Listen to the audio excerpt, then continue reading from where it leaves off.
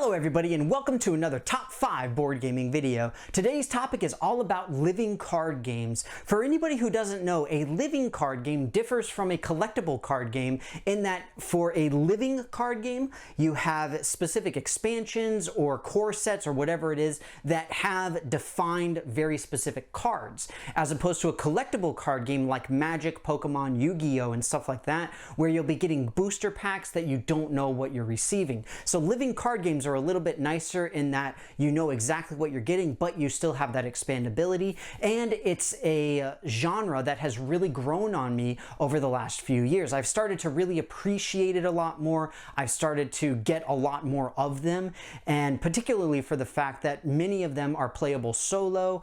You can play them cooperatively, you can mix and match decks for hugely different experiences and a ton of replayability. But that said, I am still relatively new to the genre as a player, as a gamer, and so I would love to hear what your guys' suggestions are. If there are any particular living card games that you really enjoy, or any particular ways that you enjoy playing them, let me know in the comments below because I love to hear it all. But that said, we got to jump right on in with my number 5.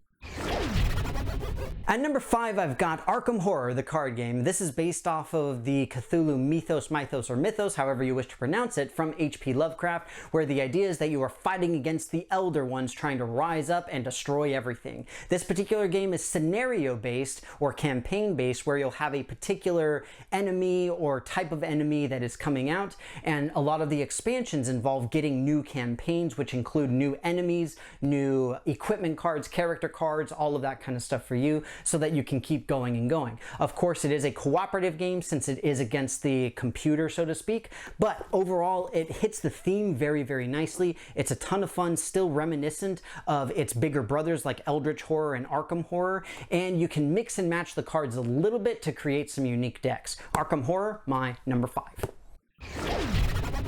At number 4, I've got Marvel Champions. This is the newest release game on this particular list, and so I personally don't own it, and it's lower on the list because we haven't really seen a huge amount of stuff coming out for it, but it is enormously popular, and it is a great game the one time that I was able to play it. Of course, it deals with the Marvel characters, so you get to have all of your favorites like Spider-Man, Captain America, the X-Men, the Fantastic Four, all of that sort of stuff. Very similar to Legendary, but it is a living card game, so again, you have this kind of scenario campaign-driven style of play that you can have with solo or 2-player or multiplayer, depending on how many sets you've got available to you. It's a lot of fun, but it is lower on the list simply because it's newer. Marvel Champions, my number 4. At number 3, I've got Game of Thrones, the card game. In this particular case, the 2nd edition, although there is a 1st edition as well. In this game, the idea is that everybody will pick a faction, a family, and then you fight it out. This is a very competitive game that is based, of course, off of the Game of Thrones series. And the great thing that I really love about this game is that it encourages you to mix and match the different cards together. So you can mix up like Stark and Greyjoy, you can mix up Lannister with, I don't know, Baratheon, which makes sense given the context, all of this kind of stuff. And so you have a lot of replayability just within the core, not to mention all of the expansions that have come out for it as well. It does really feel like the Game of Thrones. It's of course not as detailed or as intricate as the board game Game of Thrones, but as far as card games go, it's absolutely wonderful and a ton of fun. Game of Thrones, the card game, my number 3. At number 2, I've got Android Netrunner. That's right, I finally got a copy of Android Netrunner.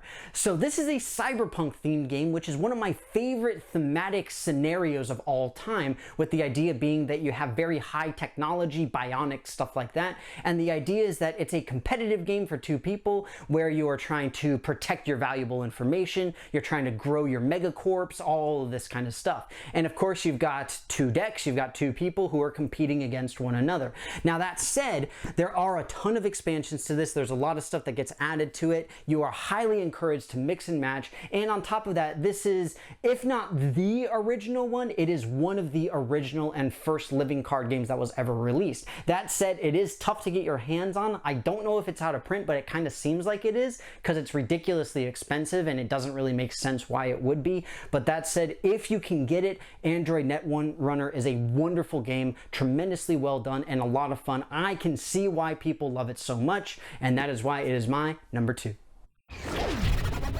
Been a while, but I do have an honorable mention for this particular list. Mage Wars. So Mage Wars is very reminiscent of Magic the Gathering, where the idea is that you are playing as a particular style of casting mage, and you can summon creatures, spells, all sorts of different stuff to try and defeat your opponent. The thing is that this works identically to pretty much any living card game out there, but it does not have the moniker of being a living card game.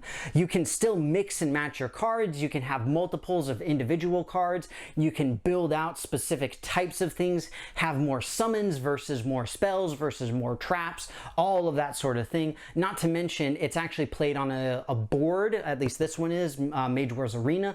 The newer version, Mage Wars Academy, does not play out on a board, so it does have that more living card game feel of just sort of having cards in between two players.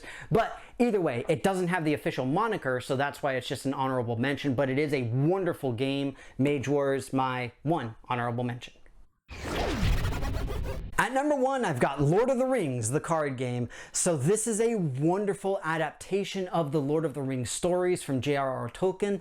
And just like with some of the other games here, the idea is that this is a scenario-driven play against the game style of living card game. It is cooperative. You can play it with 1 or 2 people. And the fact is that it fits the theme of the high fantasy, the idea of Lord of the Rings so well that I absolutely love it, and honestly, a lot of other people do, frankly. It's a wonderfully well done living card game. Again, though, I'm not sure if it's out of print. It is kind of tough to find. I don't know if it's just super popular and the reprints are coming slowly. It's tough to get your hands on, but if you can, it is a great example of how to do a living card game well. Lord of the Rings, my number 1. Well, everybody, that's going to be it for me. I hope that you enjoyed this video on my top 5 favorite living card games. Again, I am really a novice when it comes to this particular genre. I know very little about it, and I've only just recently started really enjoying these games. So I really need your guys' advice. What are some other great living card games that are out there, or living card game style games? And what expansions are out there? And more importantly, what expansions are actually worth getting versus expansions that are just kind of meh? So please let me know anything and everything in the comments below, because I would love to hear all of it, especially for something like this that I'm relatively unfamiliar with. That said, of course, if you're still in quarantine, please stay safe, please stay inside. We will beat this stupid virus. We will be able to go outside again, and hopefully we won't have to stick with the solo versions of all of the living card games. But of course, again, as always as well, if you haven't done so already, please take a look at my various social media pages where you can interact with myself and my channel in a whole bunch of fun ways. Last but certainly not least, thank you again very, very much for watching. I hope that you enjoyed this video, and I will see you next time.